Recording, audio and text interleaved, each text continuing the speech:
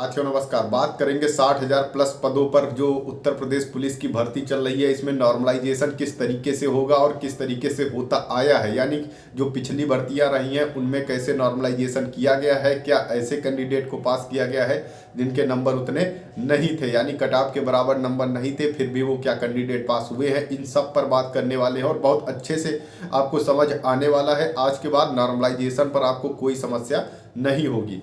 तो आपने अगर चैनल को सब्सक्राइब नहीं किया है तो तुरंत के तुरंत कर लीजिए। बाकी अब हम समझते हैं नॉर्मलाइजेशन पर कैसे क्या होता है। देखिए, हम सबसे पहले बात करेंगे 41,000 जो पदों पर भर्ती आई थी 2018 में, उसकी बात करेंगे। देखिएगा, उसका जो 2 शिफ्टों का एग्जाम था, उसका जो है री एग्जाम कराया गया, यानी कि एक बार कैंसिल किया गया, फिर से एग्जाम कराया गया सिर्फ 2 शिफ्टों का। तो अब ये तो निश्चित ही था कि जो शिफ्टें पहले से ऑलरेडी जो सेव करके रखी गई हैं और जिनका एग्जाम बाद में कराया गया है तो वो स्कोर ज़्यादा करेंगी, ये सीधी सी बात थी। तो इसमें नॉर्मलाइजेशन जो हुआ वो बहुत ही ज़्यादा नंबर का हुआ था, लगभग 30 से 35 नंबर तक का नॉर्मलाइजेशन देखने को मिला था। ठीक है, तो ये 41,000 वाले का नॉर्मलाइजेशन था। तो इसमें अगर हम इससे तुलना करेंगे तो नहीं हो पाएगा, क्योंकि उसमें जो है ऑलरेडी जो है पहले से जो है री एग्जाम कराया गया, उसके बाद नॉर्मलाइजेशन किया गया। तो इसकी जो है हम लोग तुलना भी नहीं कर सकते और इसकी बात करना सही नहीं होगा। अब बात करें 49,568 की,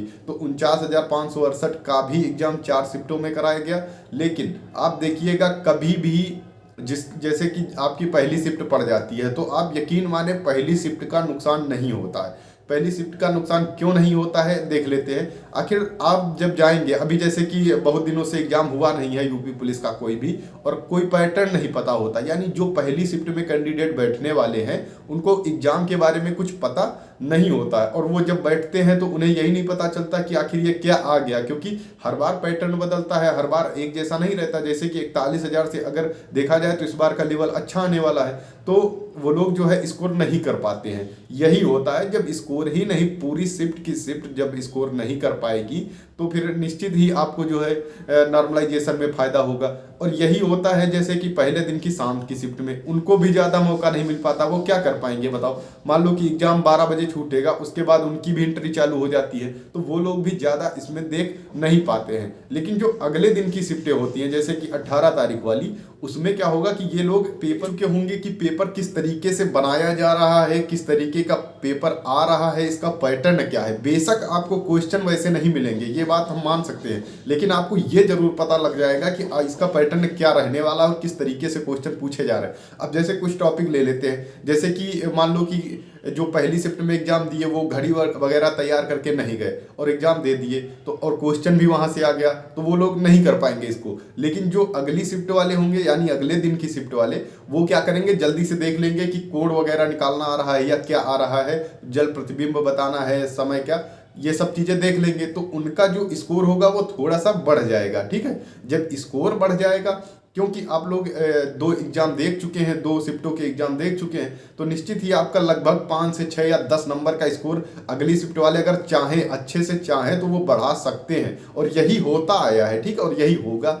जो लोग पढ़ने वाले होंगे वो तुरंत यही करते हैं, सबसे पहले उसको देखेंगे कि एग्जाम किस पैटर्न पे आ रहा है, उसी पैटर्न पे तैयारी कर लेते हैं। देखिएगा, अगर आप एग्जाम देखने के बाद जीके जीएस तैयार करने में लग जाते हैं तो वो आपके लिए नुकसान जो है हो सकता है। आपको क्या करना है, जैसे ही दोनों शिफ्टों का एग्जाम जो होगा उनका जो है रीजनिंग और मैथ देखना है, ये आपका स्कोर जो है बढ़ाएंगे, क्योंकि ये पैटर्न सेम आएगा।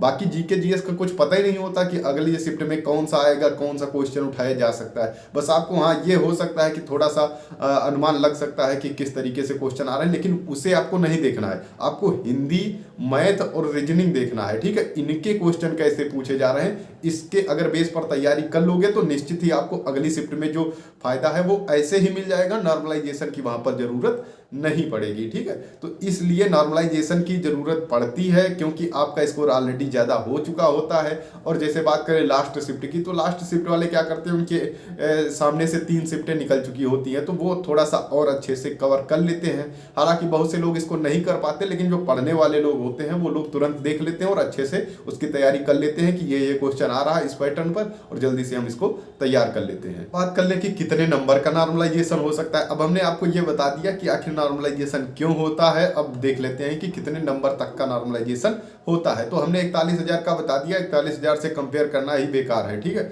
49,000 की बात करें तो लगभग 12 से 13 नंबर भी शिफ्टों में देखने को मिले। यहाँ पर एक शिफ्ट को बेस शिफ्ट बनाया जाता है। बेस शिफ्ट का मतलब ये होता है कि जैसे कि जितने नंबर आपके हैं, अब इसमें ये शिफ्ट हो सकती है, जैसे कि 17-18 में एग्जाम होना है तो इसमें हो सकता है 18 की फर्स्ट को बेस शिफ्ट बना दिया जाए, या फिर 18 की सेकंड को बना दिया जाए, या फिर 17 की सेकंड को बना दिया जाए। इसमें यही होगा, ठीक है। पहले दिन की पहली शिफ्ट तो बनती ही नहीं है, क्योंकि उसको ऑलरेडी स्कोर जो है उसका नहीं हो पाता है।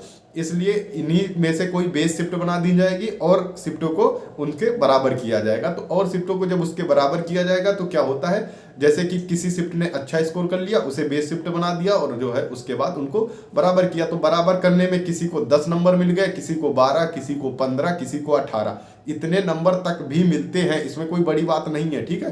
तो जैसे कि पिछली बार जेल वार्डर जो फायरमैन की भर्ती हुई लेटेस्ट वाली अगर देखा जाए तो उसमें भी लगभग यही 12-15 नंबर का नॉर्मलाइजेशन देखने को मिला अन्य शिफ्टों में। लेकिन उसमें एक जो 20 की फर्स्ट शिफ्ट थी उसको बेस बनाया गया था, बाकी सबका नॉर्मलाइजेशन स्कोर बढ़ाया गया था।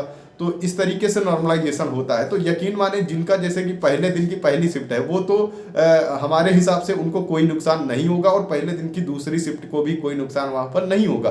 तीसरे दिन जैसे कि दूसरे दिन की जो पहली शिफ्ट रहेगी उनमें नुकसान कुछ नहीं होगा। उसमें आप चाहें तो ऑलरेडी अच्छा स्कोर पहले से कर सकते हैं, यानी अगर आप चाहेंगे तो 15-20 नंबर तो ऐसे ही बढ़ा सकते हैं। आपको बस आपको क्या करना है, उसका जो पेपर है उसको अच्छे से देख लेना है, उसी हिसाब से अच्छे से तैयारी कर लेनी है। आपके नंबर ऑलरेडी बढ़ जाएंगे तो आपको जरूरतें नहीं पड़ेगी नॉर्मलाइजेशन की। जब आप पहले से नंबर बढ़ा दिए तो नॉर्मलाइजेशन कोई ज़रूरत नहीं, और आप जो है फाइनल सेलेक्ट हो जाएंगे।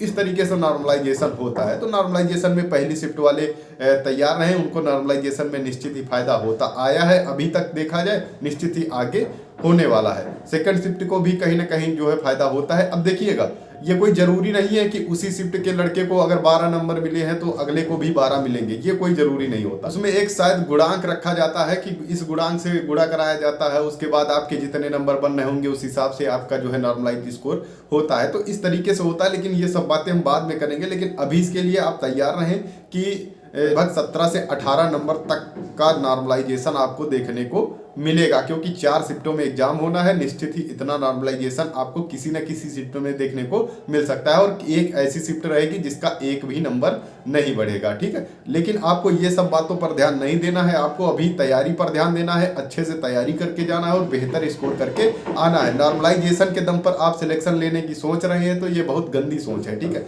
ये अच्छी सोच नहीं है, क्योंकि नॉर्मलाइजेशन के दम पर सिलेक्शन, अब आपका मान लो आपकी शिफ्ट में नॉर्मलाइजेशन नहीं हुआ तब क्या करेंगे, इसलिए आप पहले से तैयार होके जाए, ठीक है। हो जाता है तो वो आपके लिए फायदे की ही बात होने वाली है। हाँ, नॉर्मलाइजेशन के दम पर जो है लड़के पास होते हैं, ये बात तो सही है। देखिए, अगर आपका स्कोर मान लो अच्छा हुआ, अच्छा स्कोर कर गए, उसमें नॉर्मलाइजेशन भी मिल गया, तो आपको फाइनल मेरिट में बिल्कुल भी चिंता करने वाली बात नहीं रहेगी।